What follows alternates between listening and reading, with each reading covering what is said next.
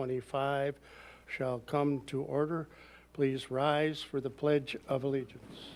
I pledge allegiance to the flag of the United States of America and to the republic for which it stands, one nation, under God, indivisible, with liberty and justice for all.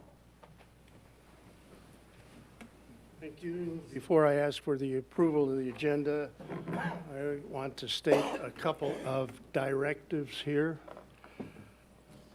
I want to remind everyone that this is a workshop session of the City Council and that no decision can or will be made tonight.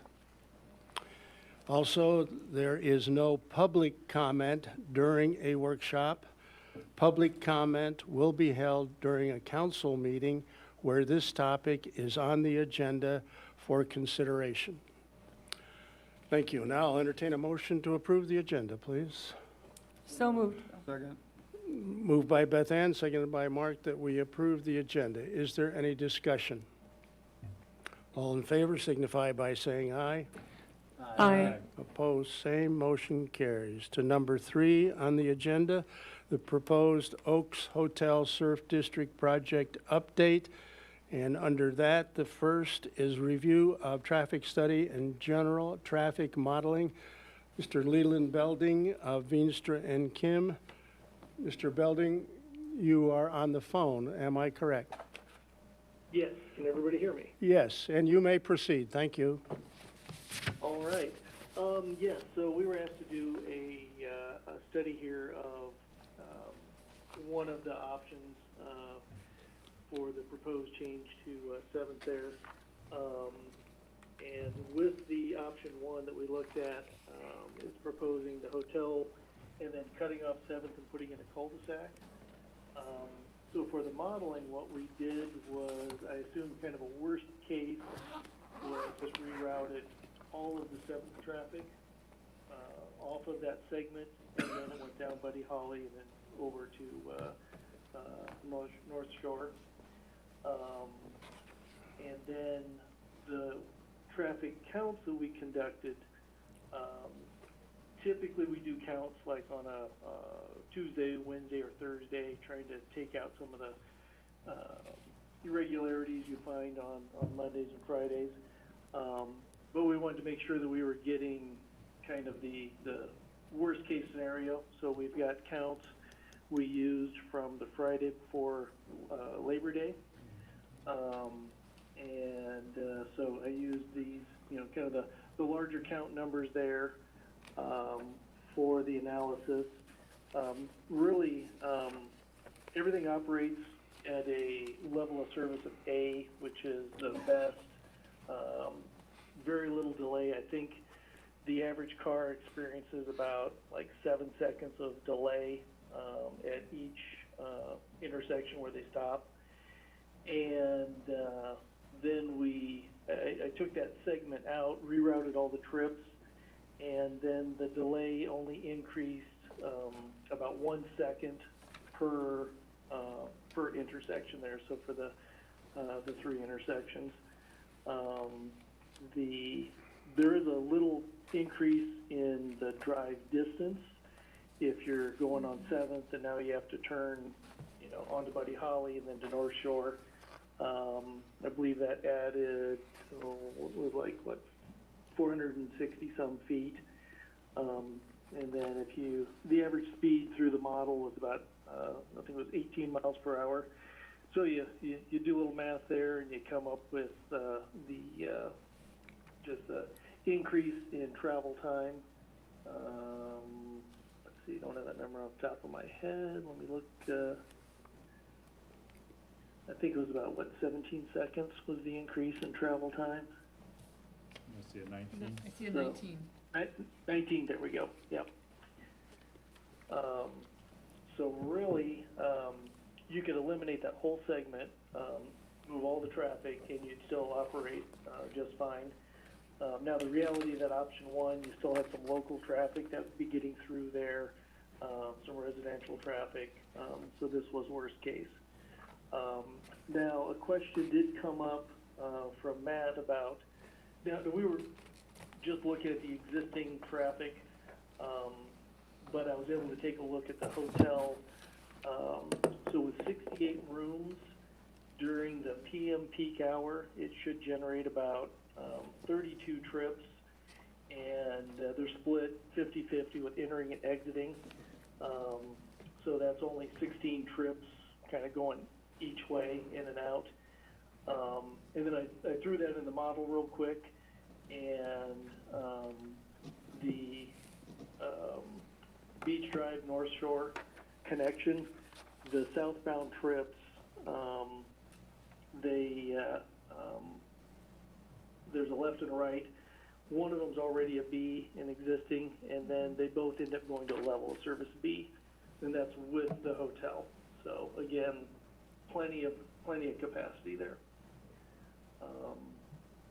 So I guess I'll open it up to questions. Council, any questions for Mr. Belding?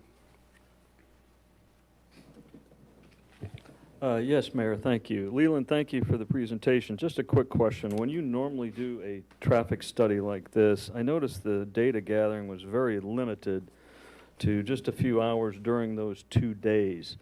You said 11 to 1 and 4 to 6 p.m. on the Friday, August 29th, and then Wednesday, September 3rd. Is that typical for a study like this?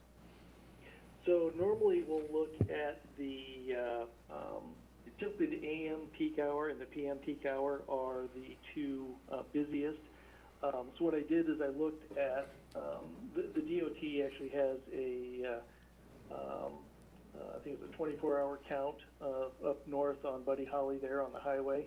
So I looked at that DOT count and found what were the two busiest times for Buddy Holly.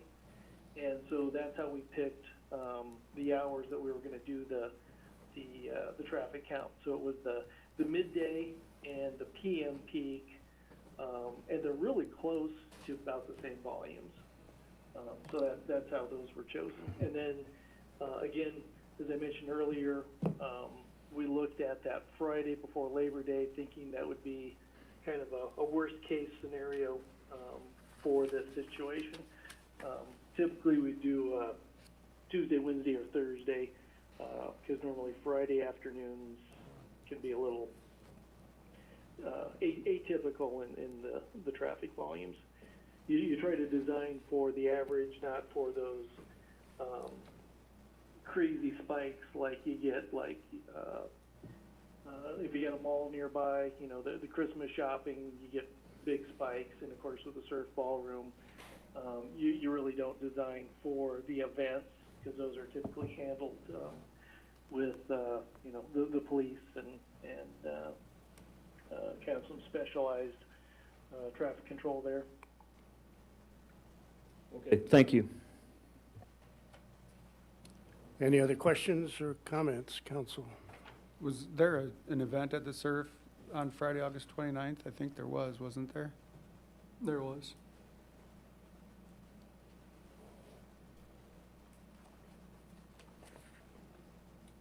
Any other comments?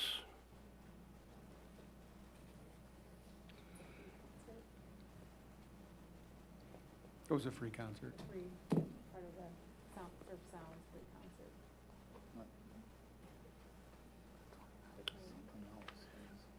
Okay, Mark, you're, It was an event. Yeah, I'm good, thanks. Creighton, no? Okay. I'm good at that. And Dana, we're good, all right. Thank you, Mr. Belding, appreciate your time this evening and your study. All right, you're welcome, yes. And if you have any further questions that come up, yeah, just shoot us a message. Will do, thank you very much. All right, you're welcome. Bye. Bye. Move on to the next under proposed Oaks Hotel Surf District project update. Review of Oaks Hotel concept and layout options. Mr. George Jensen, project developer. Welcome, George. Good to be here. First of all, I want to thank everybody for coming out on a just about perfect night. We'll try to move through this fairly quickly and smoothly. The goal is to keep it a little bit informal. Hopefully we learn as much from you as you do from us. And again, we got to, okay, all right. I don't like these microphones, but.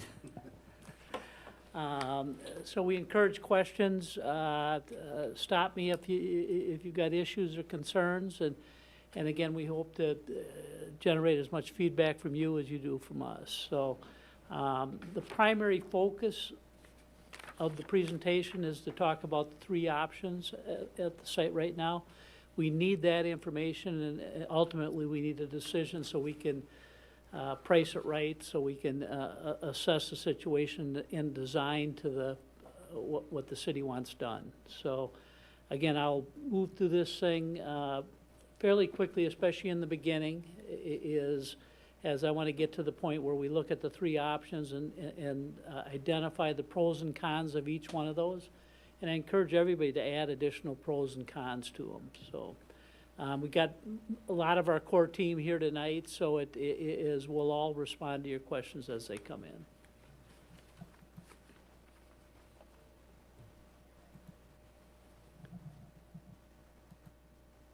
And again, here is the core team on the project, and we have additional people participating in it, but the primary drive is through this group right here, is Dean Snyder Construction, Atura, DesignWise, who does design and procurement for hotels, and Market Point, that does hotel development.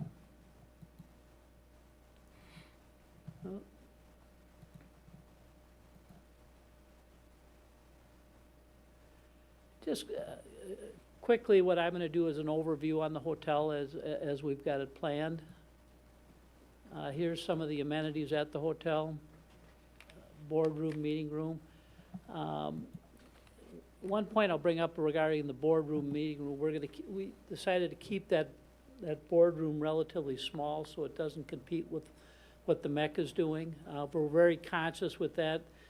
As we establish the amenities, like we're doing a small fitness center, we don't want it to compete with the adjacent workout facility across the plaza. We have a wine and beer bar. It's really not a bar. It's a place where people can have a glass of wine, a beer at the end of the night. It'll run from about 5 o'clock until maybe 7:30. 8 o'clock on a nice night. Business center, breakfast buffet,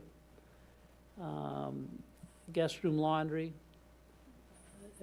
And again, we talked a little bit about the fitness center, indoor pool, and then panorama views of the Surf District and Clear Lake.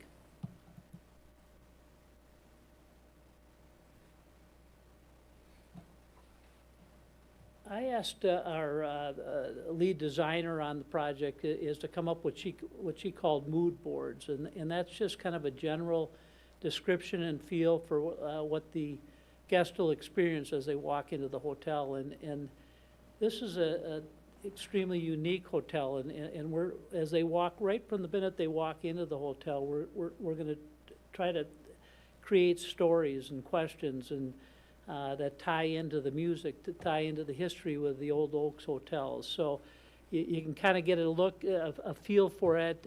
You've got kind of a snapshot of some of the photography that we'll incorporate into the design.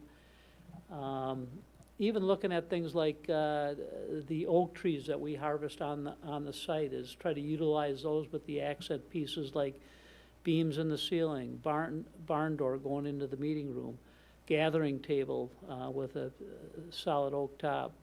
The front desks have accent pieces made of oak. Even looking down the corridors is try to encompass some of that oak in as accent pieces on the ceiling.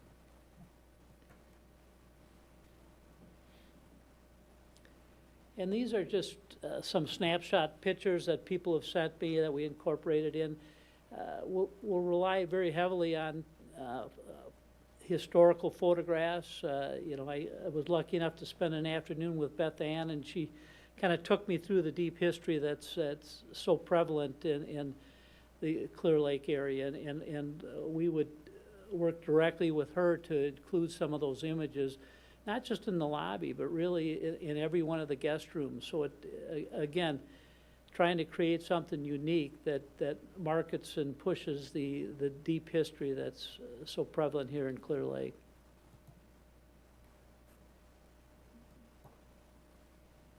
And again, this is another image that I thought was pretty cool. As I stated, we plan to have a pool and fitness center. Again, we'll keep those relatively small, because I don't think it's the primary focus in this type of hotel. Now here's where we get into the three options. I'll pull them all up here, and then I'll kind of turn around and kind of explain the primary differences. I don't step on my cord here. And I suppose I'm in everybody's way here, but just to talk about the three options, starting from the top is option one is a 68-room hotel, option two is a 63-room, and option three is a 63-room.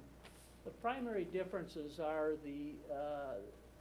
what we're going to do with 7th Street. On option one, it terminates in a cul-de-sac right here.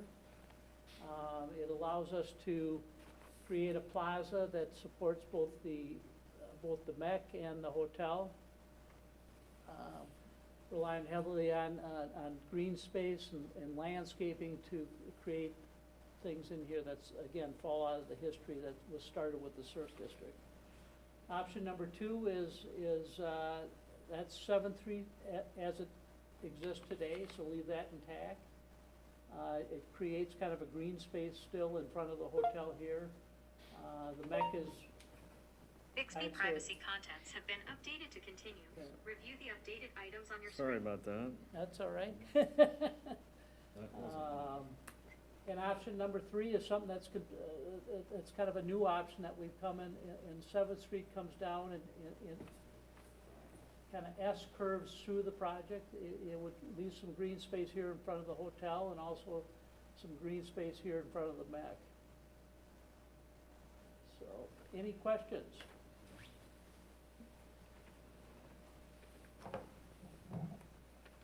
Okay. I was gonna say, we haven't, on the images here, we don't have the bike paths and the walkways. Yeah, we didn't show anything other than green space for now, so. And a lot of the images, to add to that, are just images that we're putting in place. The design and the layout and the aesthetics on the building are gonna continue to evolve, especially as we get more information from the city and the council here.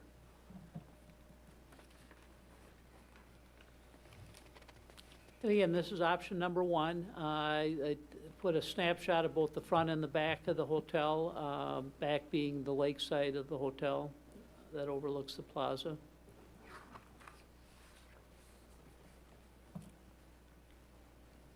Here's where we start going into the pros and cons, and this is information that we've received from people on our team, from different people on the council. We've done a lot of due diligence and talked with a lot of people about the design because we want it to reflect their input and you know, hopefully at the end of this process to find what is the best potential option for the city. And I'll kind of read these, but again, we're laying it, each one of these options, we're laying out the pros and cons, and the site supports, option one, the site supports 68 rooms versus 63 rooms on options 2 and 3. Safety is, this option doesn't have people crossing a street to move from the MEC or the ballroom to the hotel. If you were to have a wedding in the MEC, at the end of the night, that people be able to walk across the plaza without having to cross a road. Hotel and MEC guests would look down on a scenic park versus on a road that is included in option 2 and 3. Minimized traffic sounds. You'll see the other two options have the road runs in between the two buildings and creates traffic sounds for the hotel and the people, the guests at the MEC. The plaza allows the city to pursue CAT funds. Right now, that'll play a major role in funding the renovation that'll happen here.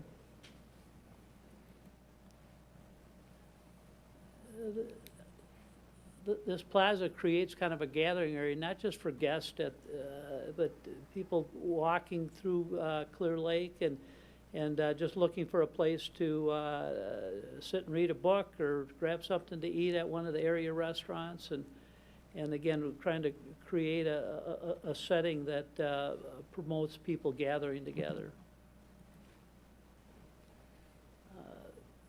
Pedestrian environment, that activities and functions space for adjacent uses.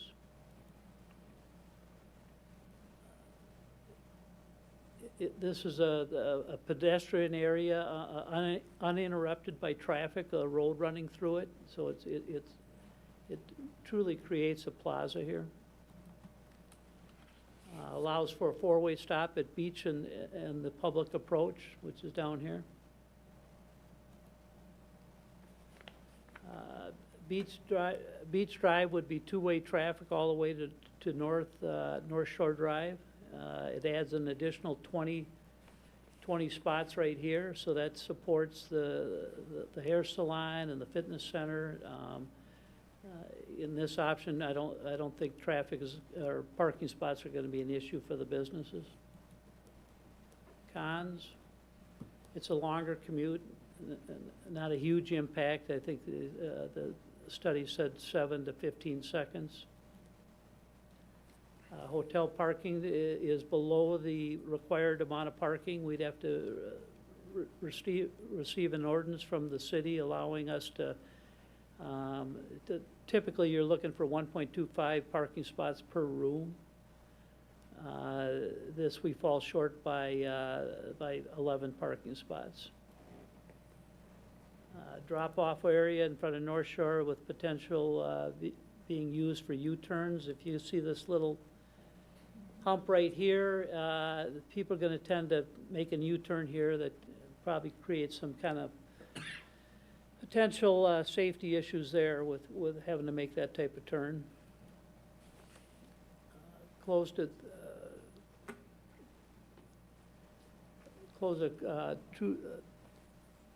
read this. Closes the 3 Street currently being used on 7th Street. Turn area for vehicles may create traffic issues. That's what we just talked about right here.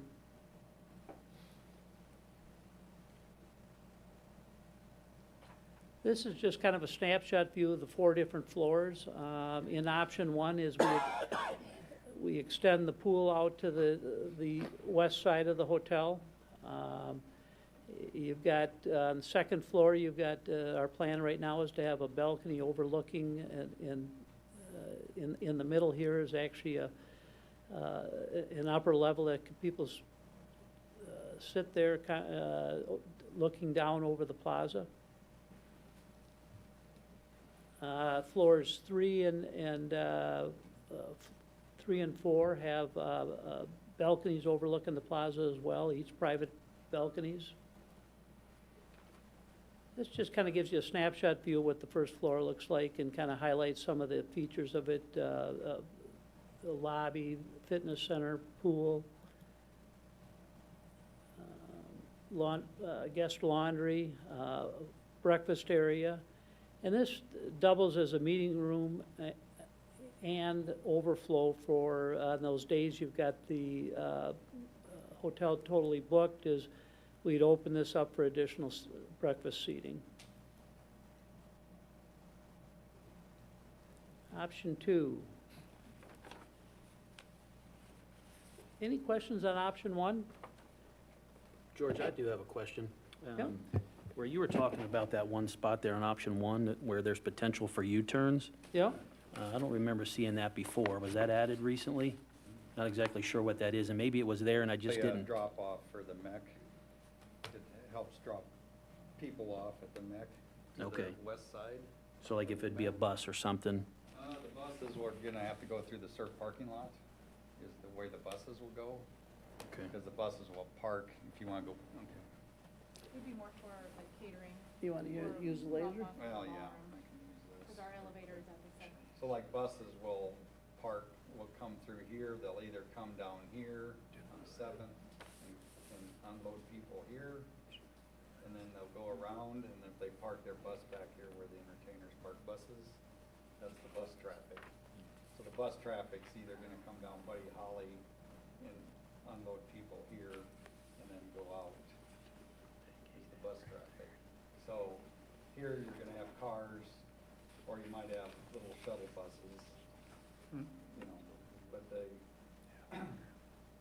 you know, this here, you know, we'd like to have a little area here just for extra space for car traffic drop off for the, to get to the Mac. Once they drop off, then how do they get out then from there?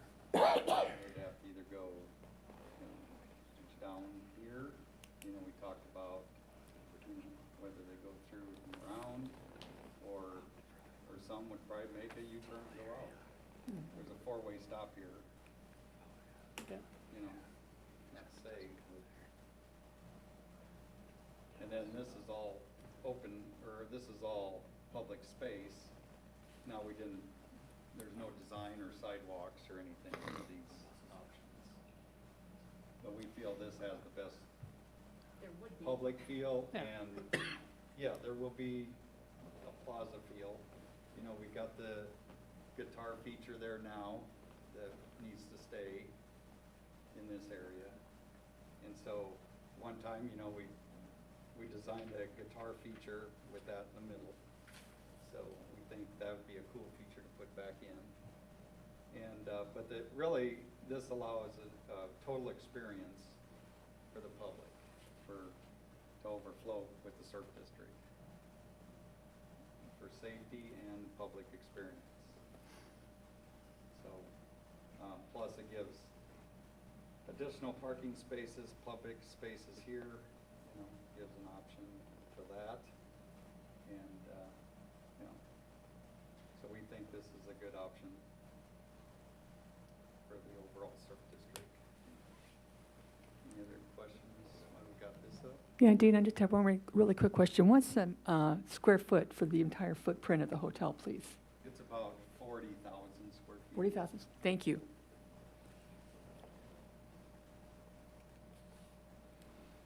Other question? No.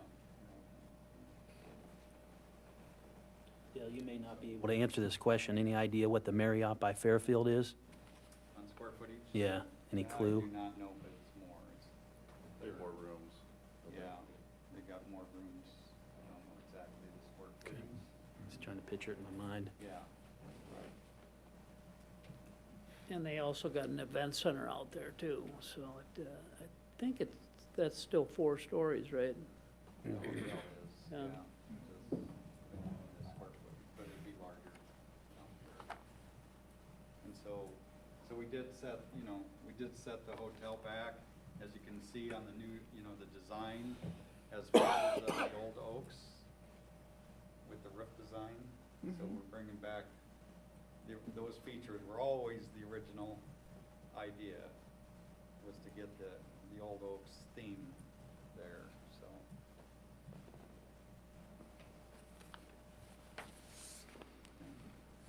Any other questions? Yes, Dale, so if I'm coming down 7th Avenue, Yeah. according with the picture we have here, then the entry to the surf parking lot is right where your dot is, right? Right. Okay, so they'll come in and come down on the southeast side of the Mac there. Yeah. All right, then they'll unload either students or some of us gray hairs that are traveling around. Yeah. And they'll come down the sidewalk on North Shore Drive Yeah, to enter into the Mech Center, right here. right there. They won't come around. No, On- like buses, like with sidewalks and all this, you know, Yeah. dressed up here with sidewalks connecting everything, you could stack buses along here to enter, you know, to go, Okay, was one thought.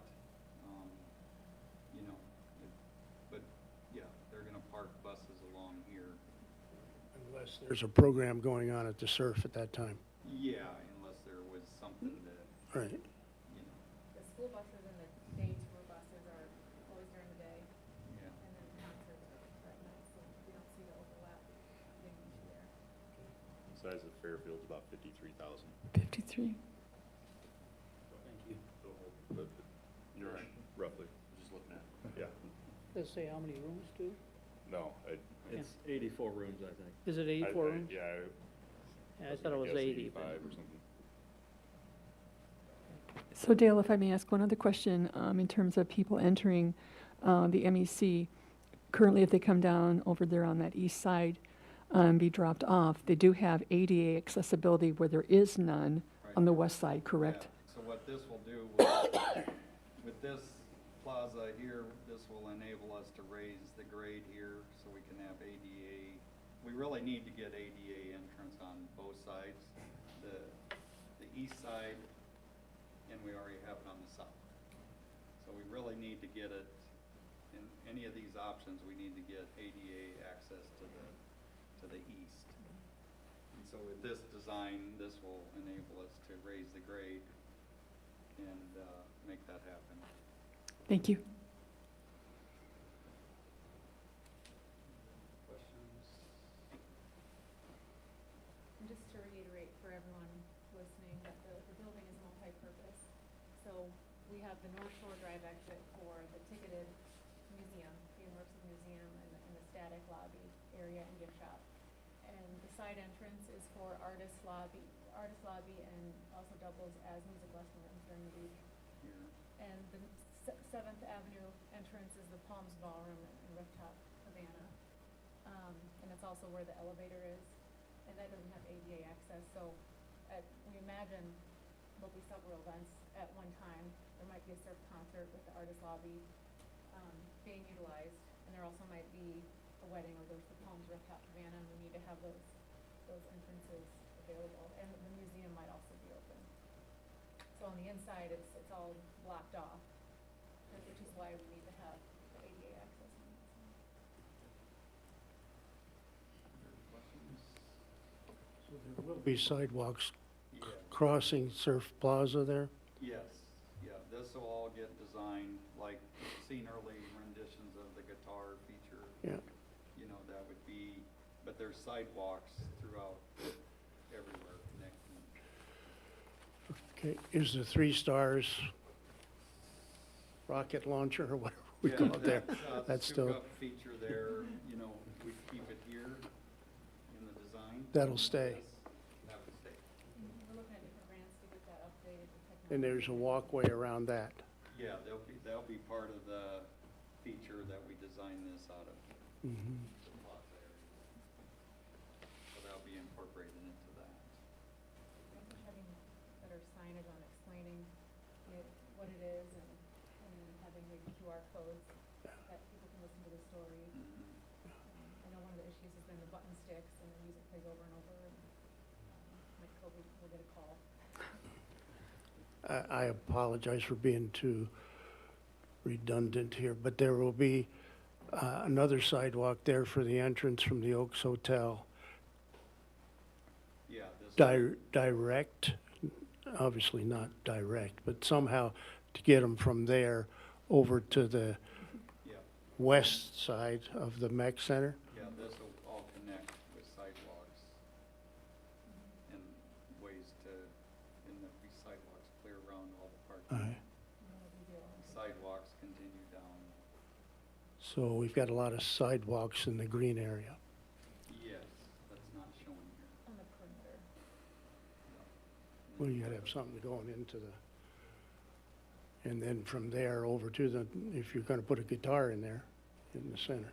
You Yeah, got the, You'll probably have a mix of hardscape and softscape within any plaza scenario that you look at. You know, obviously, through this kind of exercise, you don't want to overdevelop different options. Just, you kind of want to be as flat with all 3 of them, just so it doesn't look like you put more interest into one or the other. Yeah. You know, it's just, So if you have a place that you could put the, like Chelsea mentioned, I think Beth Ann came up with that idea too, of you know, the stanchions where you could read history Mhm. of, you know, of the Oaks and the Sequoia history, and then you go over to, you know, you have some at the Surf, you have some at the Fox House. You know, people could, you know, physically read them, you know, give them a feeling of public tourism space. It's more than just a pass-through from the hotel to the Mech Center. Yeah, exactly, yeah. Yes, for the neighborhood, this is for any views, and with the new lake access right across the street. The idea with connecting our two greatest assets, Clear Lake and the Surf, having some green space for visitors, would be really nice. Dale, I've got a good question. So someday, if and when this is all finished, whose responsibility is it to maintain and take care of all those sidewalks and the guitar and whatever else may be in the green space? Yeah, so this will be, you know, public space here, so we'd have to figure out that, I guess, to be determined. Record Park is currently, However, You guys. Record Park is. That'll be Yeah. fun. For you, Dana, the Yes. city. City. That's volunteered. Voluntary. Yeah. So, you mentioned a potential for a CAT grant. High level, what are the stipulations on that? so the CAT grant is the Community Attraction and Tourism grant, covers 40% of the project. And we've got encouragement from the state that this is a great opportunity to provide the only public green space in the concrete jungle that is the Surf District. And so this would provide something for tourists, for residents, for the neighborhood, for kids getting dropped off by school buses, charter buses full of tour groups. We're anticipating, hoping for at least 2 tour buses a day, and that comes to 50 people once we get things going. And so that'll provide, obviously staggered, but that'll provide some space for them to walk around, to linger, at lunch. And in the wintertime, you know, we have the Kite Festival that's in town. A lot of people, once upon a time, would park right outside the lake access there, and someone created a parking lot. Everyone just followed suit. Not saying that's what you do, but that'll be another public space where people can commune, maybe have an ice sculpture garden, something there that can add to the winter festival.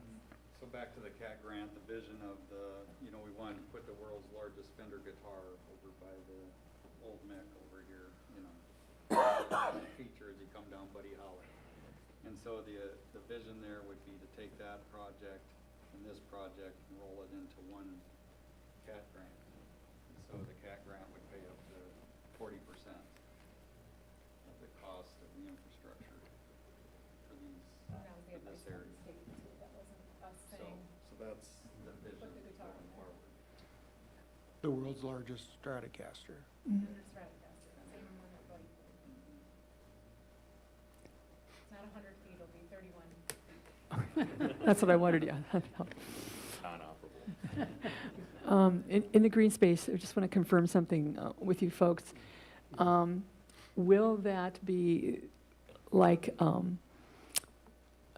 guitar that's done with greenery, so it does stay green space, or is there going to be something else in there that's going to be like another concrete piece, hard surface? Yeah, I don't think any plaza is gonna be 100% successful if it's all hardscape. Right. Obviously, you know, you have a mix of planting areas and trees and, you know, So you could create the guitar with different plantings. without a doubt, and different color of payment, so on and so forth. Or it could be the plantings around the guitar. The guitar vision maybe could be the color stained artistic concrete design. And then around it can be your plant, you know, the plantings or however we decide to, you know, what looks nice garden wise, and of course maintenance would be a question too at the time. So that's something we'd have to develop along with the city, Okay. to make sure it's functional and doesn't cost a fortune for maintenance. Okay, thank you. Give me the number of parking places there to the west of the surf Well, we plaza. got 2, 3, 4, 5, 6, 7, 8, 9, there's 10, so 20 20. total. Maybe 19 on that one. 19, I guess. How many do we have there now? We have 9 spaces on beach. Right, On the beach. so we have 10 additional. Okay.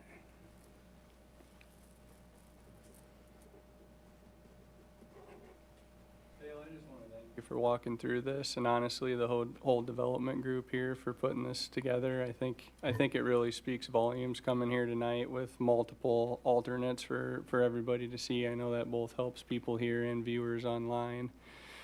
You know, some things about this that I really like are the pedestrian connectivity, the flow, the safety aspect of it. It all makes a lot of sense. I like the parking area on beach. I think that lends itself very nicely to the local businesses as well as residents that can show up here and use this plaza area. I think that all makes a lot of sense. It's appealing for the hotel. It is a great looking plaza area, and I know you guys have a bunch of design ideas that are going to be coming to fruition. I know the west side of the MEC is a definite area that we need to get leveled up for pedestrian access for sure. I like the four-way stop. Some of my big concerns, I would say, with this come more so from traffic engineering and traffic flow of the area. So as far as bus routes and bus flow, I know you've spoke on routing those through the surf parking lot. So my big concern is that they don't go through the surf parking lot and they go down to beach. There's really no other exits out of this area if they head that direction until you get down to 7th and go out towards the Fertile Blacktop.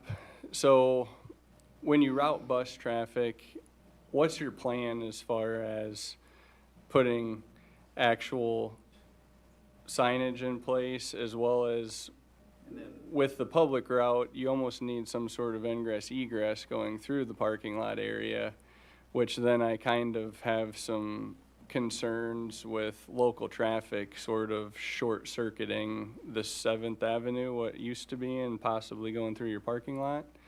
There's going to have to be some precautionary, systematic things put into place to kind of look to control that. So that's kind of some questions that I have on how that's going to be controlled.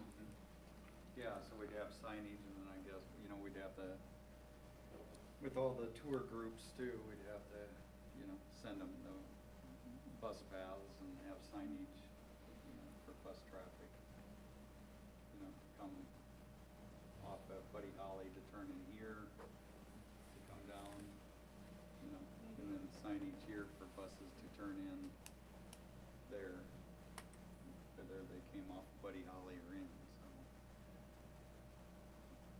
Right now, all the entertainers, they do that same thing. Or, you know, they probably come off 7th and come into the parking lot. Cause they know this is where they're parking their buses back over here on this side. Okay. Yeah, I think we'd have to control with signage and then education to all the tour groups that we approach. Time and good coordination. Yeah. And so, what's that? Just takes time and good coordination. Yeah, and education, I guess. You could control the entrance off of 7th into the surf parking lot too. That would limit vehicular traffic day to day and force them to go down Buddy Holly.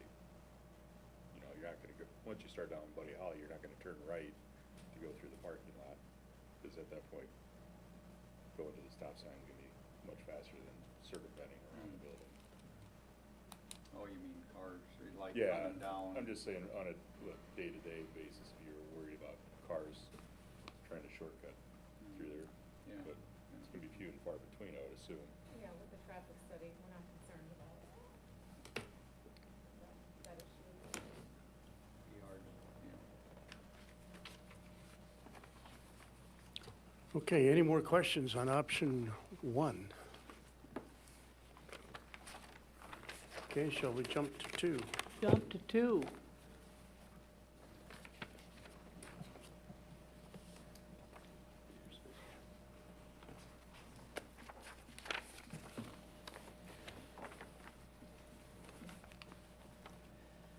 Again, this is the front and the back of option 2. In all 3 of these options, the basic hotel, other than the pool extending out in option 1, the basic layout and design of the hotel are very similar from option 1, 2, and 3. So, but option 2 has the 7th Street running down in between both the Mech and the hotel, terminating on North Shore Drive.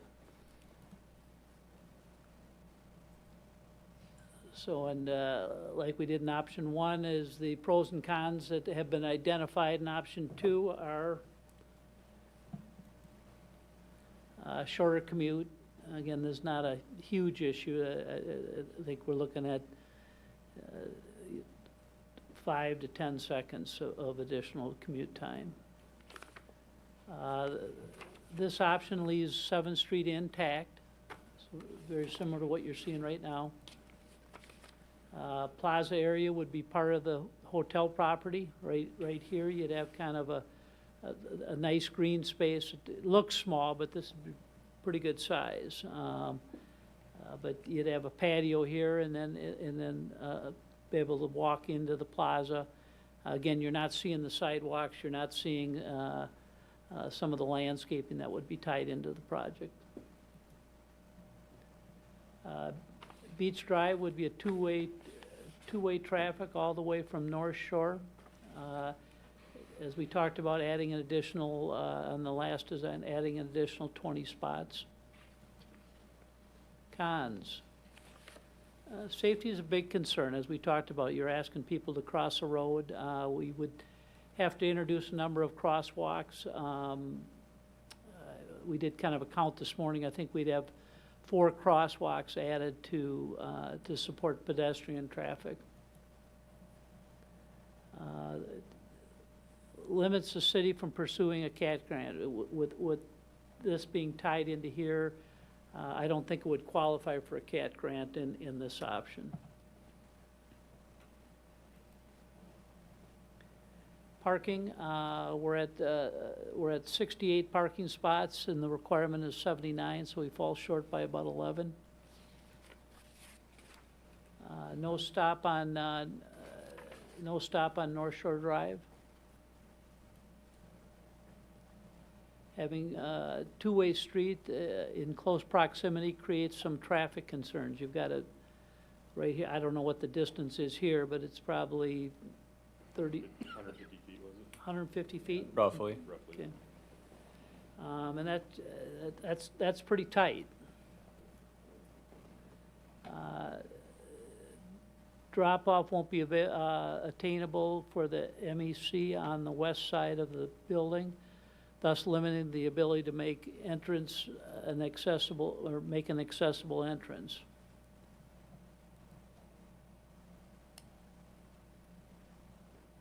Again, the hotel layouts, I won't spend a lot of time because they're very similar in all 3 options. Except this option, you go 63 rooms instead of 68, so you lose 5 rooms on the hotel. And the pool comes inside. And also, there's a tuck-under pool.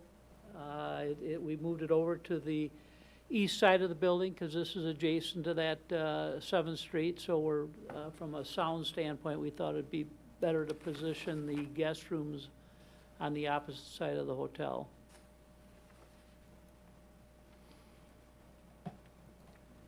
Again, these are just some of the amenities of the hotel. Can we go back to option 2, ma'am, and we could talk questions Okay. there.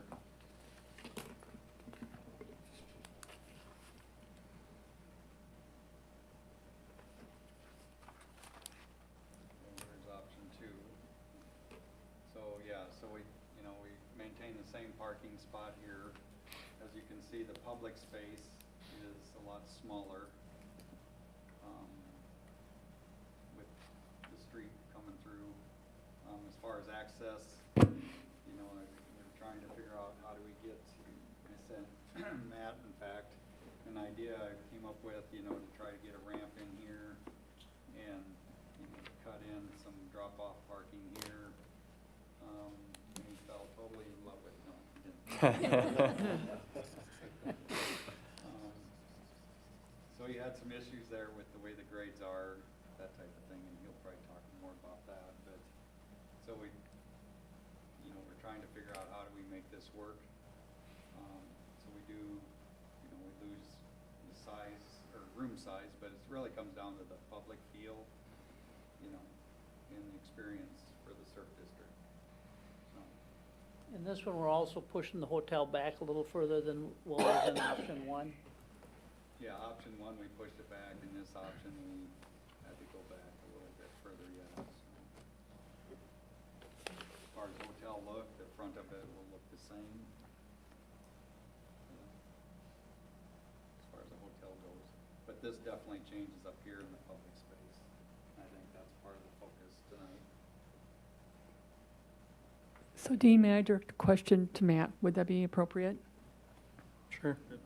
So Matt, looking at how 7th Avenue North would be, you know, still going in the direction it is now, and you know, Dale talked about probably coming up with a plan to work on grading. What all's involved when you have to do that kind of grading to get ready for ADA accessibility over there? How's that going to impact the city? Well, it depends on what approach is being discussed on this one, or are we still talking about removing 7th to a point and adding a vertical curve back into it? Or are we simply stating that 7th is going to be completely left alone and we're just trying to get a drop-off lane included? No, I think you'd have to do a little bit of height change here, Okay. I believe. So we obviously have the added cost of removing 7th and putting it back in the same location as it currently is. So we'd have to put a small vertical curve in close to the building to get the elevation up high enough so that we can meet ADA accessibility to get into that west side of the building. What that does is if you have a drop-off lane in there, basically if you go based off of SUDAS specifications, you need at least 24-foot width on your roadway. So you'd have two 12-foot lanes along with an 8-foot lane for a vehicle drop-off, along with an additional 5-foot striped area for ADA accessibility. So you need a minimum of 37 feet going across the roadway, not including your 6-inch curb and gutter sections. So there's a fair amount of work that would have to be redone and modified in that area. Thank you very much. Other questions Any with other- this option? Any other questions for option 2? This que- Or I was gonna say, you this go ahead. question may be for Matt as well. He had spoke to safety on option one, just with closing that and having the green space versus this option.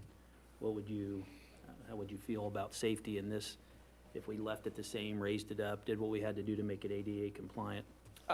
There's no arguing that, you know, creating that campus-type pedestrian community atmosphere is gonna lend higher to the safety aspect. There's no question about that. Whenever you have to entertain mid-block crosswalks, you can do them well, but there's still risks involved there. So from a safety aspect, if that's what you're asking, option one's definitely safer than this option. You know, my traffic engineering concerns on this one would be the two roadways being 148 foot apart center to center. And adding to that, when you go to turn Beach into a 2-lane road, you also interject more traffic turning movements onto North Shore Drive that weren't there previously. So before, that's a one-way street that's going north. Now you have a southbound, adding turning movements back onto North Shore. So that farther creates another opportunity for just a crash ratio to increase in that area. And lastly with this, I really don't, you know, in these other options, you're gonna have the ability to create a 4-way stop there at Beach, and that's gonna be much safer for the entire community residents going. Our whole plan here is to create this public access, lake access to the shore, so we're sending all these people across North Shore, and now we're not gonna have a stop condition. You're gonna have a stop condition at Beach, a stop condition at 7th Avenue, but you're not gonna get a stop condition moving through on North Shore there. So I think that's a big drawback to this one.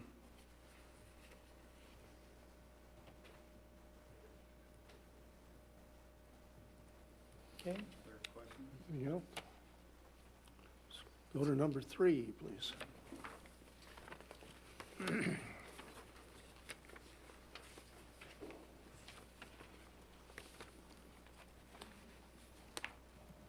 Option 3.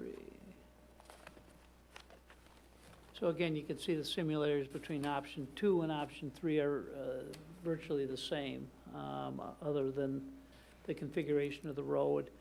Here, we would be removing moving 7th Street and having it kind of wind in between the hotel and the MEC. Creates green space in front of both venues. Not a lot of green space, but enough where I think we would be able to still apply for CAT funding.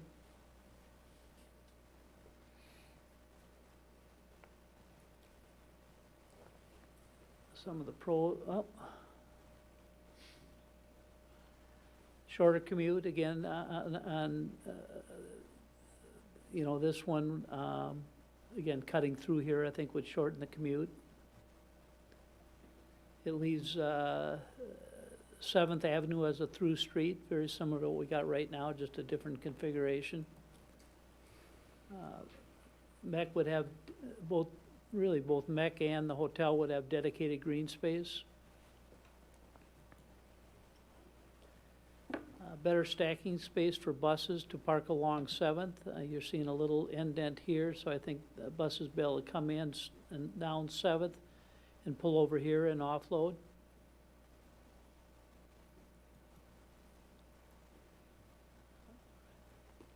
Formation of a 4-way stop, we've talked about that, is right down here, right off Beach and North Shore Drive. Cons, safety, much the same issue is option 2, is you're asking people to cross over a road, even if it is at a crosswalk, it presents some safety issues.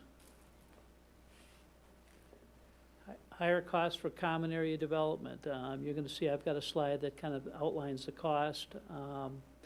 The costs are actually very similar between all 3 options, and I'll take you through those on a separate slide.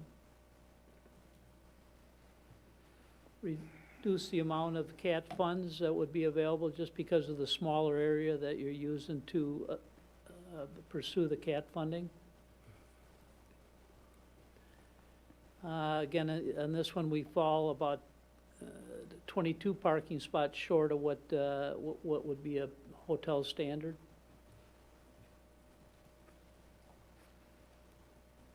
Hotel guest and the MEC guest would be looking down on a road versus looking down on the plaza as it is in option 1.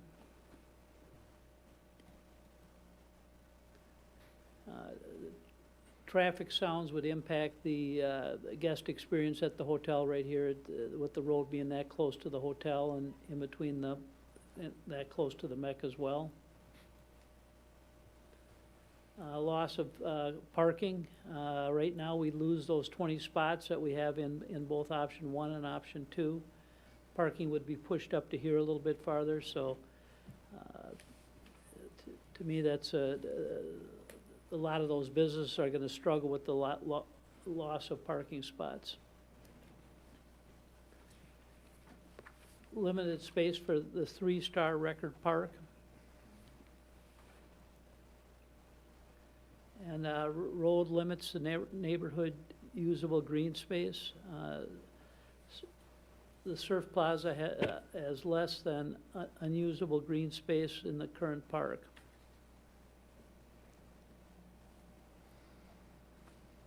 Okay, go back to that. Any questions regarding option 3?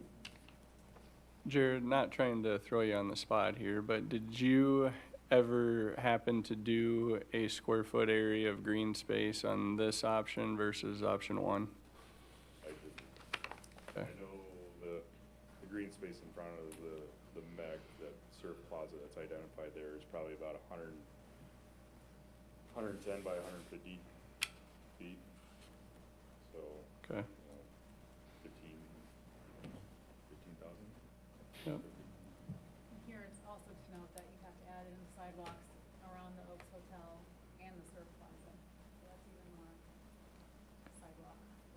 option one, the hotel was up in here. Somewhere. So you got probably this space. Then up here, we've got one, Fine. nine there. Yep. Nine stalls back So up you there. take the 9 stalls that were down here and move them up here. So from a traffic engineering and traffic flow, this is very attractive in that aspect because it just really lends itself to, you can route tour, instead of bringing all these tour buses and everything through your surf parking lot. I know that some of them are gonna be going through there, but you could still drop off in front of the surf. You could get the tour buses back around. It keeps them off of North Shore. You have a drop-off area back behind on the back side of the MEC there. You know, it allows for the ADA accessibility. We can grade all that out. There is a road in between. I mean, we get the four-way stop down for the local business and pedestrians coming to this area. You're gonna entertain a mid-block crosswalk again, so that's obviously a negative.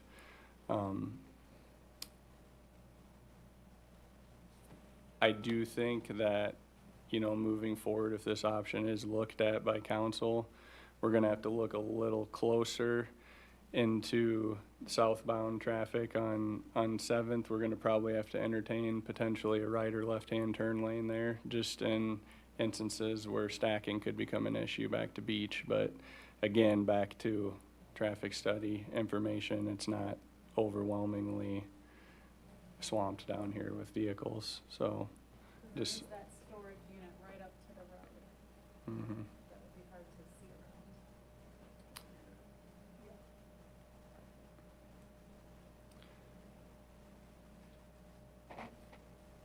Dale, I have just a really quick question. You're talking about moving, possibility of moving the hotel down a little bit to the south. Would that allow you to create more parking spaces in back to meet that condition? Or is that just not even a possibility? Gain, well, it's hard, you know, you can move it a little bit, it's just, At some point, you get to a pinch point. Honestly, yeah, Prospect Hill makes it kind of tight, yeah. Yeah, you know, the luxury of the lot is not in width, it's more Yeah. depth. In right depth, now. okay. You know, so moving it south, you run into a pinch point, working into that triangle. Mhm. You know, and if a person went 90 degrees on your turns on your road, yeah, it's gonna change things, but it will be enough of a learning experience for traffic just on an S-curve, because that S-curve is naturally going to probably slow your traffic Sure. considerably compared to what they maybe know going down 7th now. Mhm. You know, a person might feel comfortable going 30 miles an hour down to the North Shore intersection. Well, you hit those S-curves, that might be a little bit tighter. Well, they might be going 15 to not feel like they're on two wheels. Okay. You know, so there's pluses and minuses that go through my head in terms of those sorts of things, but Okay, that's very helpful, thank you. Jared, how far is the road actually away from the hotel right now, the way this sits, do you know? it's in the tightest of spots, it's about 15 feet from curb. So obviously, Beth Ann, as we pull that building south, Mm-hmm. we're gonna lose space on both sides, so that's where it gets really tight. Okay, Well, and I think in general, you know, good practice from your side of things is you have ordinances based on parking, you know. You don't wanna be severely far from that to be in good practice of what your ordinances are. Cause obviously the more parking, the less strain it's gonna put on the neighborhood and the environment in and around that area. great. Okay, thank you very much. I do think there's some options here that we'd have to get creative on parking on this option, but I think there's opportunities that could present themselves. Like with anything, there's more than one way to skin a cat. We finagle a lot of things, it's just, what's the extreme that we're trying to accomplish is kind of always the task that goes through what goes in front of our desk, I guess, is what we're trying to get to, so. So with this angle here, the surf plaza area will definitely change. Option one, as you can see in option one, you got more of a square to work with. You know, option, and then you can see the difference. You know, so you'd have to get a little more creative what's that gonna look. Might not be a guitar, but you'd have to put that souped-up feature back into something. Right, Mercer Plaza, right. You know, and whether, yeah. One thing I think the council should look at and just kind of take into account here is whether you're looking at option one or option three, you'll notice that this plaza area is connected with the MEC. So when it comes to CAT grant, and I'm not gonna get too into the weeds on CAT grant, but, you know, even if you didn't get 40%, but you got 25%, this cost may be a little higher on this option than others, but you still gotta look at, if you're comparing this back to option two, if we're remodifying that entire roadway section to turn, you know, this option with the CAT grant could still be cheaper than option two, and you're getting a far superior product Okay. as far as traffic flow is concerned. Now, between option one and three, that's up to the council's opinion on how you wanna handle that. Cause option one, obviously, I mean, that has a lot of potential for the CAT grant. So that's the, you know, pros and cons for the surf plaza area. You know, as far as the hotel goes, is you can, you know, we lose a lot of parking. But, you know, it's probably about some more, I guess, you know, I think we're here tonight to talk about the public experience. Well, it just really helps get that visualized, so I really appreciate all the input on that, thank you. Yep. Matt, did you say that at Beach and North Shore Drive, there's a four-way stop? Option three would be Option three Yes. would have the yep, four-way stop, yep, both option one and option three, yes, one and three. yeah. Yeah, I think all options would have a four-way stop down here at the lake access, you know. The big looming drawback to, Two. Not too, Yeah.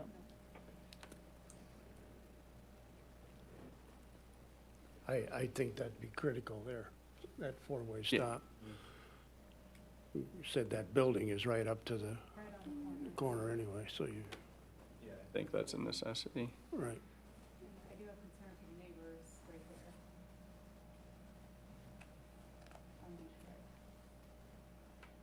Which,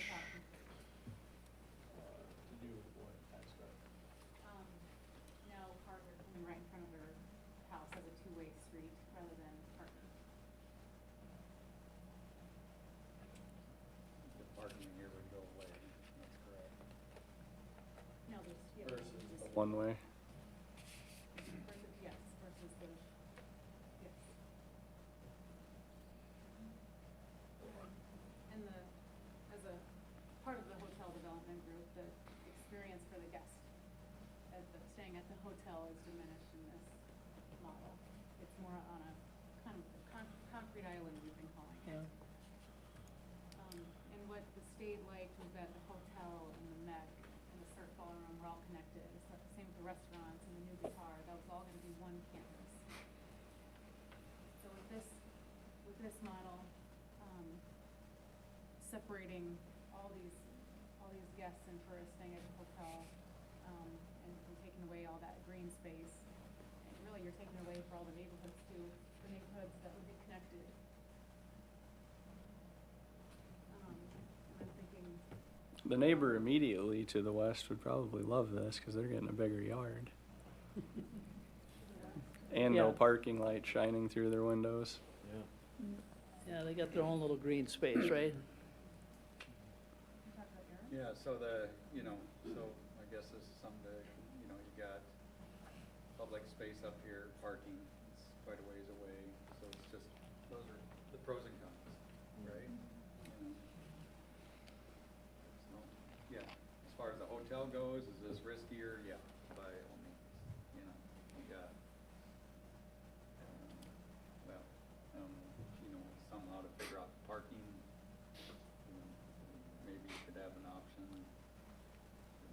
some different ways to get additional parking here. Yeah, the big drawback to this is loss of parking for local businesses and residents that want to use the plaza area. So, I mean, that's a discussion, that in my mind, that's number one problematic on this one. Yeah. Okay, any other questions with this? Go back to number of rooms, number Yeah. one, you're down to 68, correct? Yeah, number 1 is 68. Then 63. Mhm. Okay.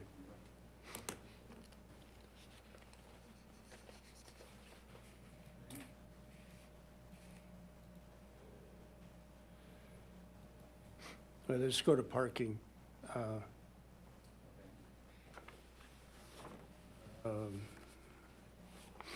Number one, you've got 19 parking places, not hotel, but I mean Yeah, but public spaces. Correct. public yeah. spaces. Currently, there's 9 there now, 9 now, and then you're gonna gain 10. 10, Okay. and that's on option 1 and 2. Option 3, you're gonna keep your 9, but move to the north. 15 up there, right? What? You had 15 up north, 9. 9 up north. So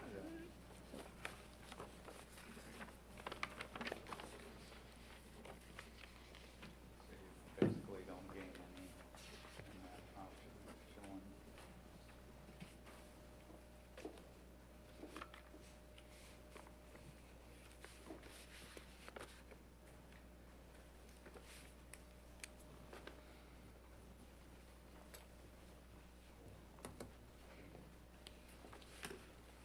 Any other questions, or?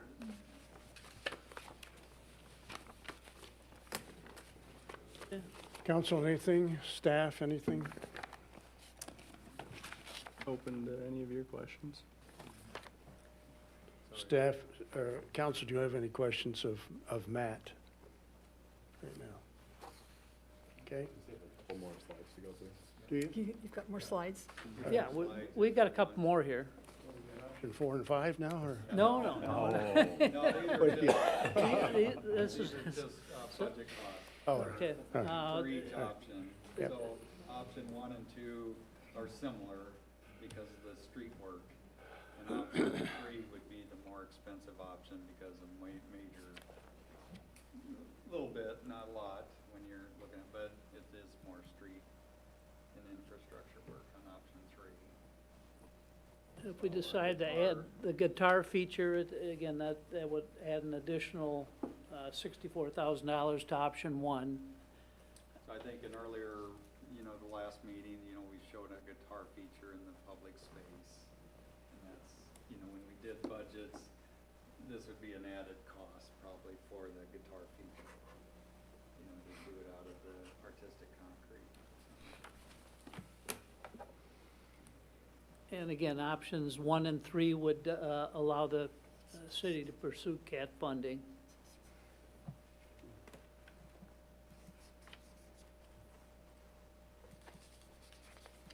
There's, back to that, George, real quick.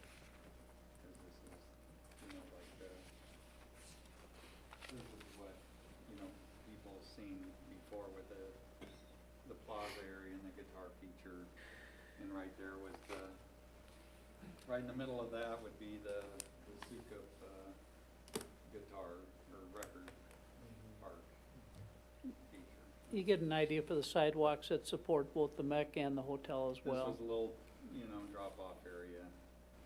That's how we always had it before in the vision in the public way. Of course, the hotel is all changed more to be the Oaks and setback. So the hotel's set back here like 20 feet back. What that shows. Okay. Next.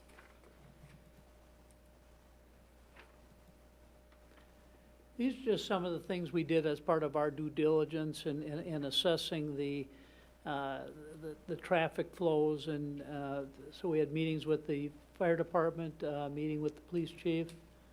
We did, as you heard, did a traffic study.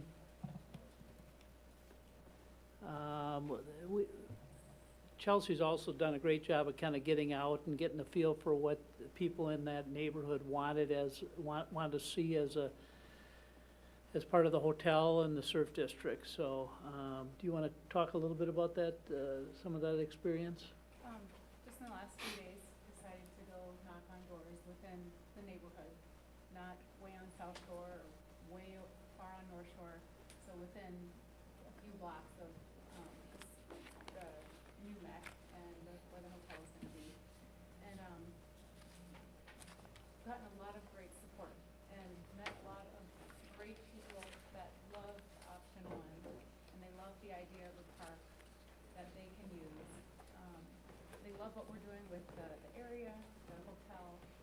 So there's a lot of misinformation on social media, and some of the misconceptions I've heard talking to people is that they thought that Seventh was going to be closing at Buddy Holly, and that caused an uproar, and that's not the case. Also, obviously, the look of the hotel that was published in the papers, that caused an uproar, understandably. So we've, as Dad addressed, moved it back, made it look like the old Oaks. I'm really pushing for the wraparound porches, and I pushed for the stairs at the old Oaks early on, but got stepped on by code and costs and everything else that prevents you from building nice things today. And I've also talked to some neighbors about the oak trees and what we can do with those, and there are 2 oak trees, is that correct, on the lot? We didn't know how old they are, but they are usable to, or they would be usable to take to the sawmill and reuse that oak on the front desk of the hotel and down the ceilings, as George mentioned, and maybe even repurposing some of that wood and gift shop items. We've also talked about doing some tree carving out of the stumps that would, and there's tree carving artists in the area that can do some really unique things to pay homage to history and to Chautauqua. So we're trying to address those. And the landscaping of the parking lot would be no light pollution, so ambient lighting as much as we can. We would landscape, replanting oak trees, and having nice landscaping, so that, we want this to feel like it's 1920. We want it to feel like a horse and buggy can pull up. Obviously there's the modern amenities and code and everything that we have to abide by, but we're not trying to put something urban in this area. In the beginning, when we were working with other hotel developers, that's what they wanted to put there. And so it's taken a long time to get to the right hotel developer to make sure that we can do something like the old Oaks. It's really our best shot here that we're trying to do for the area. And once I explain it to people and explain the situation, then it's they're in support. And so you guys have the signatures and the addresses, and so you can see that. Since last Thursday, I've talked to maybe 90 people, and have several verbal documents, people right on the property. And obviously not everyone, I wasn't able to get to everyone, not everyone answered the doors. I didn't go to some neighborhoods. These would be the homes directly on the property. So these are the names of the real people that are in support. Any questions in some of the research and some of the effort that's been made to make sure we're reflecting the things the community wants to see in the site? Can you talk about how the meeting with the fire department and the meeting with the police chief went? Or I see they're both here, so I don't know if they have things to share from that meeting. Yeah, I'll just speak to 3 points that I've kind of considered in this whole process, leaving out any personal opinion on any of the 3 options, or maybe the 4th option of doing nothing. But In the traffic study report, there's some data from there from the state's ICAT website, which is Iowa Crash Analysis Tool, which is a public-facing website that anybody from the public can go to and pull crash data out from anywhere across the state for the last 10 years. The data in the report there had 11 crashes over the last 10 years. Previously to this meeting, I'd looked at some of those crashes. That averages out just a little over one a year. I think 2 of them are hit and runs, which are listed as unknown for injuries, so we have to list that in our reports because we don't know for the hit and run driver if they're injured or not or whatever in there. Everything else is a property damage crash in that area. There's one minor crash with injuries. So that's public facing data there.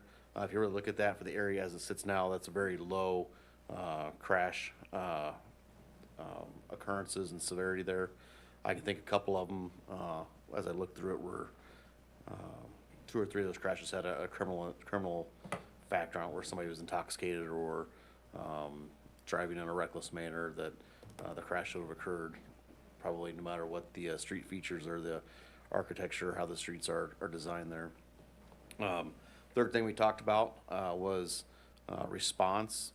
If any of those options would affect the police department's response to emergency calls or calls for assistance in the area, and none of those 3 would affect the police department as well. Or we'd be able to respond to the area or find alternate routes if 7th was closed or rerouted to any responses we would have. We train our officers, and I'm sure the fire department does as well, to take the most direct route to any place there too. So if we were traveling to an emergency, more than likely, unless it's right in that neighborhood, we're not going to take those streets anyways, or go up to Buddy Holly to Highway 18 and use the main thoroughfares to go east or west throughout the community, or over to Ventura if we're responding over there.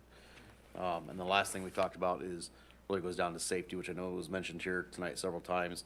But if you're going to have the draw that I think is that we're seeking to have people come to the community, to these different buildings, the 3 buildings in question there, the Surf, the MEC Center, and then the potential for hotel there. Obviously, the safest option for the increased pedestrian traffic is going to be have less pedestrian traffic crossing any street, whether there be a mid-block crosswalk or a T intersection where there's controlled by stop signs with a crosswalk.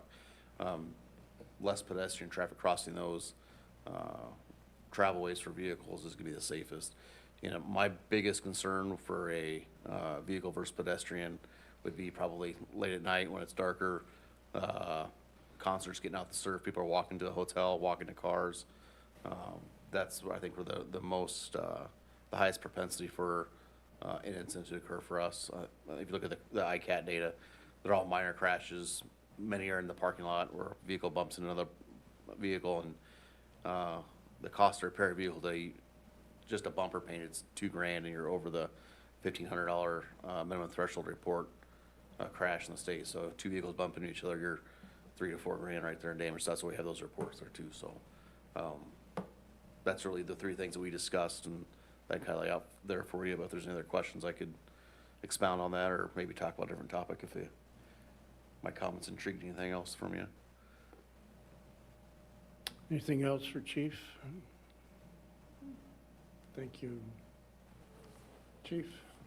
Yeah, well, we met with the developer 6 weeks ago now. Yeah.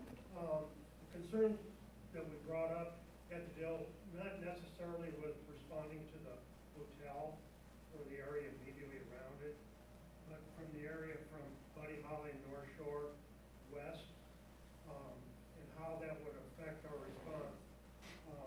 Unlike what our apparatus is a little bigger, we need bigger radiuses to get around corners, and specifically the corner at Buddy Holly and 7th Avenue. May have to tweak the parking from that corner a little bit so we can make that corner. There are certain times of the year that we don't have access through First Avenue North by the park because of the events in the park. So it really limits our response. We basically have to turn on to Buddy Holly to get in that area, out to West 7th Avenue North. That whole area is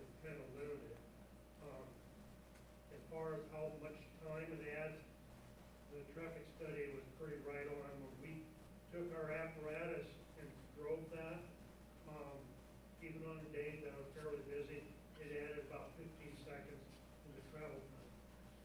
Now, I understand what the traffic count report was, but sometimes we don't have the luxury of looking at averages. If there's event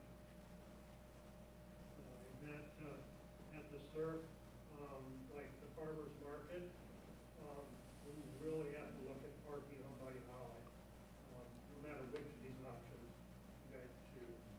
But specifically with option one, egress on Buddy Holly is a big deal for us. So after sitting down with Jim and Doug and Mike on those details, took a look at Buddy Holly, so specifically the southwest corner of Buddy Holly and 7th, we have 2 angled parking stalls going in by the surf galley. So I looked at that and we can turn that into a parallel parking stall, or we could eliminate. Through that project, we added a lot of parking, as much as we could in that area down the west side of Buddy Holly, with a bunch of angled stalls where it used to be parallel. So, I mean, we're in a good place as far as parking from what it was existing. Thanks, Doug. Thank you.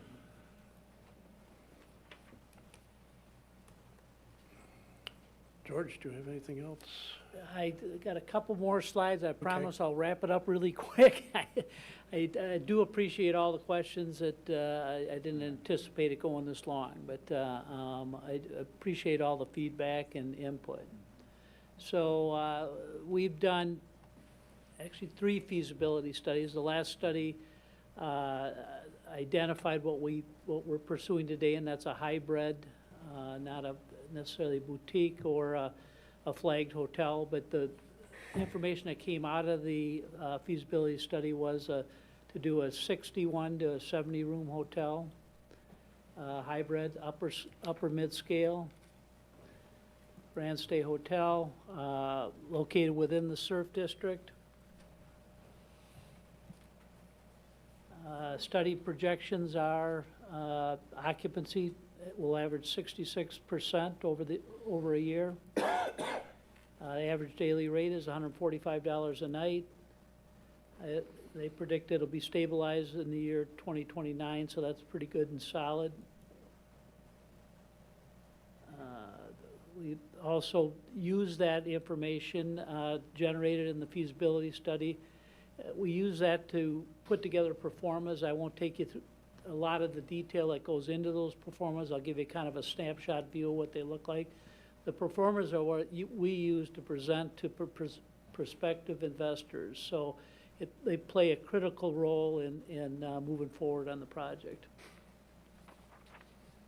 These are some of the different performers that we complete with every project is project cost, project summary, a 1-year projection, 5-year projections, break-even analysis, break-even percentages, TIF and debt, room rates and occupancy. We use the room rates and occupancy to establish what the flow is throughout the year and which rooms were more attractive and occupied more. The primary performa that we look at is a 5-year performa. We look to you can't see them down here, and I won't take you through the entire performa, but that's where we analyze the returns on the investment, and that's going to be the primary line that's highlighted down here that investors look at. And this is just a little history. Real quick, George, let me talk on the performance. You know, back to, we got the option 1 was 68 rooms, and then the other 2 options is 63 rooms. So the big difference on the performa is 68 is borderline for success. And so when we go to 63 rooms, it means we need $800,000 more incentive to bring that performa back to equal a 68 room, from 63 to 68. Okay, so we did the numbers, and so we need like 800,000 more incentive in order to make that thing work for investment. And so that's one key item I wanted to point out. That's the difference between 68 and 63 rooms. And so when you look at the different options and the costs, we need to consider probably those types of options also. So it just, you know, that's a big deal. So, okay. So I think he's gonna explain other hotel rooms. Yeah, we'll just end with kind of a march down memory lane here and some of the old hotels. Beth Ann can probably talk to these a lot better than I can because I'm just looking at pictures. We tried to reach out and identify what are the hotels that were in the surf district before. And I know there was one we were waiting on, but Hilltop Hotel was 42 rooms. Swan Lighthouse Hotel was 20 rooms. Blue Horizon on the water was torn down in the 80s, was 36 rooms. High Moon is what we're waiting on. Was that the one we were waiting on? Okay. High Noon? High Moon. High Moon. How many rooms was that, do you know? Right. So those are the three. Yeah, Half Blue Moon was Horizon, by the Half Swan, Moon. Hilltop. High Moon. Not Half Moon, High Moon. High Moon. High Moon is the 10 rooms? hotel. High Moon, next to the Half Moon. Yeah, Oh, Okay. yeah. just, Okay. just north of the Half Right, Moon. right, you're right, yeah. So So, is there 10 rooms there? Yeah. Okay. So I don't know the exact dates when those hotels were around. Again, Beth Ann could probably respond to that a little better than I could, but it shows that at one time, the Clear Lake community did have hotels and supported, even though they were substantially smaller than what we're looking at, but. Mhm. Nowadays, you just can't build something without the feasibility and that financial support. So that's it. Again, I appreciate all the feedback and input. Is there any closing questions or? Let's go down the line here. Dana, how do you feel this evening went? And if you have any questions of George or? I believe the evening went very well, and I do too appreciate, as Matt mentioned, just the time this has taken. Sometimes citizens in the community feel like we get to make all the big decisions and they don't have a lot of input, and I greatly appreciate this process because we have taken months and really years when you think about the times we've met together over the last couple of years, and I feel like this process has been very good for the community, for people to be able to voice their opinions, their frustrations, and it's been great. I don't necessarily have any questions. When I leave, I'll always have 2 or 3 more, but I know how I can get a hold of you guys or ask Matt, because I know he's in constant contact as well. Yeah, thanks, Dana. Bennett? Yes, thank you very much, Mayor. And first of all, I want to thank the development group for being here tonight and for the presentation. We really appreciate it. I want to thank everybody who's come tonight to the meeting to hear it.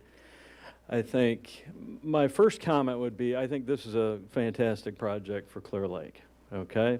What we've done in the surf district, the investment we've made, and adding a hotel, I think would be a very positive development down there. And I hear that a lot from everybody I've talked to as we went through this process. So I think that's the real positive. I think the question before us is the various options that have been presented. And I also want to compliment that. I think that is very productive to generate those. I want to thank our staff and again the development group for putting those together and allowing us to discuss those and take a look at those. I just think that's a tremendous thing for our entire community. So my compliments to everybody on that. Having said that, you know, I'd just like to give you my impressions, and I've kind of done this privately with some folks, but, you know, I think in terms of the first option, well, and really all of them, you know, you mentioned parking and the lack of parking, the difficulty there. And what I come back to there is I just think the proposed project is a little too big, okay? And I have heard that a lot in the community vis-a-vis the site that we have, okay, the proposed site that we have.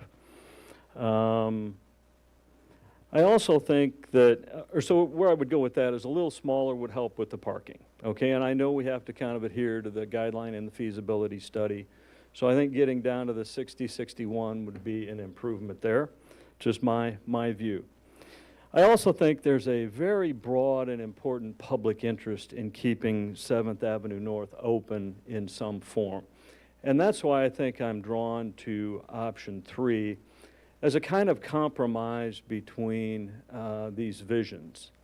So I think I would like to study option 3 more and have more dialogue with our staff and the development team surrounding option 3 because it does keep 7th Avenue open. I think there's an issue with the others with bus congestion that I'm concerned about, and I think a word that's important to me here is accessibility. Now, I will say there are pros and cons to all of these, and so I do appreciate those and respect those that have been mentioned. This is not an easy process or an easy decision to kind of make on that. So yes, I think those are just my thoughts regarding that. Again, I would be more in support of option 3. For the reasons I stated earlier, I can't support option 1. But I recognize we have to work on a compromise solution. So those are just some of my thoughts. Thank you, Mayor. Thanks, Ben. Beth Ann? Yes, also thank you very much to everybody who came, to our city staff, and to the development group, because it was this was a good discussion. It was very informative and helpful. One of the things that just came to my mind as I was looking at the options again, as my colleagues were talking, was we still have to get Cheryl Berkey there still. The whole planning and zoning's got to work with us on this. We've got a really big thing to work with that. So there are lots of moving pieces with this whole project. I am thrilled about having a hotel up there. I think that would be wonderful, and that's just the historian in me. So I think that would be really, really good, but I really do appreciate the chance to ask those questions, and there are going to be some difficult answers and ways to make the compromise work, but I think the importance for our town and the growth of the area, and when we hear things from our most recent IEDA commission that came into the community a week and a half ago, the whole idea of maintaining the charm of our town and still having the progress. And we've got to look at how do we balance all of that together and make it work to help the entire community. And of course, with me, with having a disabled daughter, and now with my little friend Walker, ADA is really important to me in terms of making sure that that's accessible all the way around that MEC. So, thank you, Mr. Mayor. Yeah, thank you. Yeah, thanks everybody for being here tonight. You're going to hear a little history, so just, I'm not the guy that, anyway. My wife and I stayed in the Swan Motel for 3, maybe 4 nights when we first got here, and had everything in the back of a 65 Rambler. You've heard that story before too. And we spent 3 to 4 nights in that Swan Motel because there wasn't any place left for us that was of decent price, and we didn't want to stay in a bigger place over in Mason City hotel-wise. So we stayed there. From there, we moved to 507 North Shore, which is just down the road a piece on the lake for $70 a month. That we could afford at $5,400 a year. The thing that always has come to my mind is the safety. The safety right at that turn, and for years, I made that turn coming down North Shore off of 507 North Shore on an angle in there, and have came back home the same way with an angle, and you're looking back behind there to see who's coming down. At one time, believe it or not, there was a stop right there on North Shore Drive, and here was the go way that we could go on. Well, they've changed that several times, but evidently it's very safe from what the, not very safe, but it just isn't too bad there. But my concern is safety all around here of primarily pedestrians and those who come down 7th Avenue North, either in a bus or a car or a truck, and then have people coming across from the hotel to the MEC, from the MEC over to the memorial there, Buddy the Three Stars there, walking down the sidewalk over to the surf to go in. I'm sure they would take them in. If you've got a ticket for all three, you're going to come down the sidewalks and go in. I doubt whether they're going to take them across the parking lot and in the back door if they're on a tour. That probably wouldn't be the way. So, you know, safety is really important here. I don't care if you're a young child playing, running, so on, even with number 3, which I do like, but you're crossing a road there too. And who knows, is going to come around that little curve there and then another little curve back onto North Shore. You know, I'm mixed up really, more ways than one, between number 1 and number 3, you know, if you can combine those two in there. But to cross the road right there in number 3, you've got another road. Well, you know, what are you gaining there? That green space is very, very, very nice. The only thing, you know, really with number 3 that you're losing, and would be nice to have, is that there's no parking in that area along there. You take practically all of that away. Otherwise, I would say that's fit. Now you don't know where I stand on any of this, but it's safety is really the important thing here. And I do look at number 1 with that play area, grass area in there, as if I had kids really young, I could send them out there and they could play in relative safety right there. Mr. Creighton.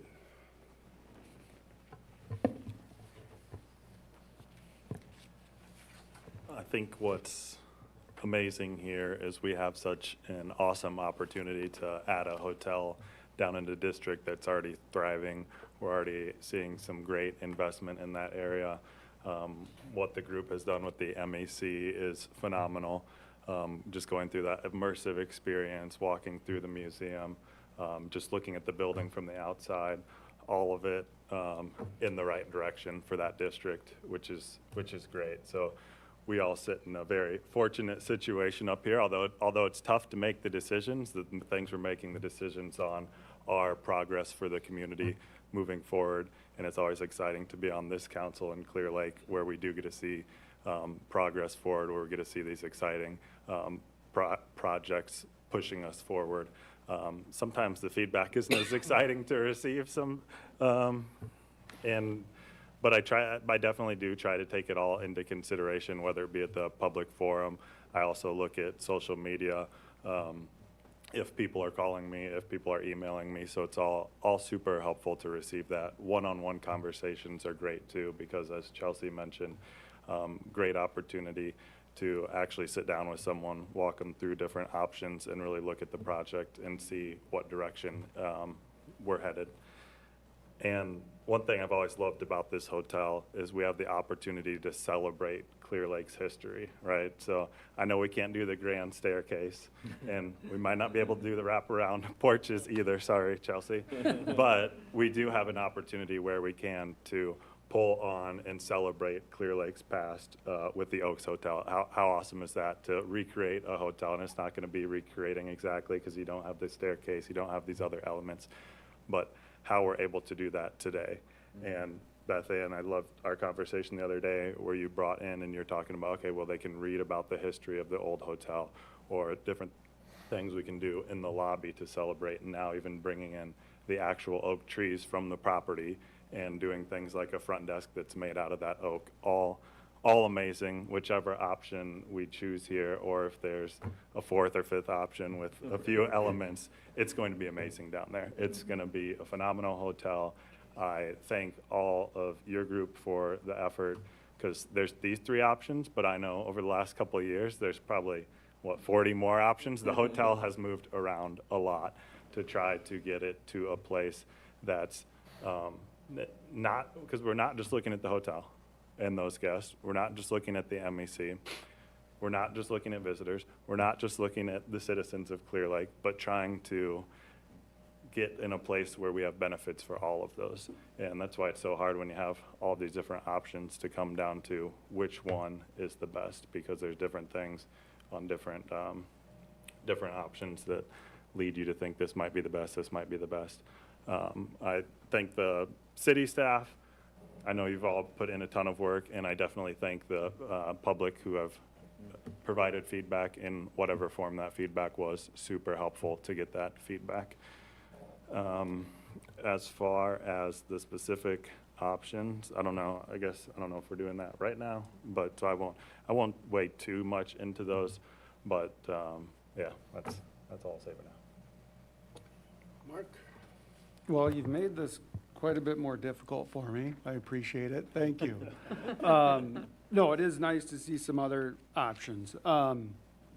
In my mind, there's two that are above the rest, and it's 1 and 3. And there's a lot that I need to digest and really think about, pros and cons for both. Of course, as Creighton mentioned, public input is appreciated, but I don't think we can go wrong with either one of those two, in my mind. Since we're talking about history, I'm not going to say when in the 80s specifically, but for 3 years, I walked by that area to Sunset School twice a day. Back, it was uphill both ways. And that area has changed a lot since I did that. The Amico Station, the Dairy Queen, the Blue Horizon. I mean, I forgot what that looked like. But no, I appreciate the time and energy that's gone into this. And yeah, this is a tough one, but I think we've got a great opportunity here, and I think ultimately this is going to be great. Thanks, Mark. Steve? Thanks to everybody, all the work, the developers, city staff, city council, the public. It's all been a great learning experience being new in the community and taking the input and seeing what could be a possible solution here. One of the things I know from a staff level and probably developer level too is we're kind of hoping to get an idea of direction. And I don't know if we're ready as a council to as far as a consensus on direction, but that's something that we're going to want to have sooner than later. And so if we're not ready to do that tonight, maybe we can look to do that at one of the upcoming meetings here. But I know just from a standpoint of, what option are we going to focus in on and really lean into to try and figure out the way forward is something that we would all appreciate so we can get the project off and running. So I guess that's all I have to say. And so if there's any interest in making a general consensus, that's great. If not, I appreciate that too. Remember, the grant that we received, and we were one of 3 in the state to receive a grant. Ours in specific was Surf District Destination Placemaking Grant. We sure have worked hard on that with regard to the word placemaking, words and destination. That's what this has all been about. And IEDA consistently goes back to that.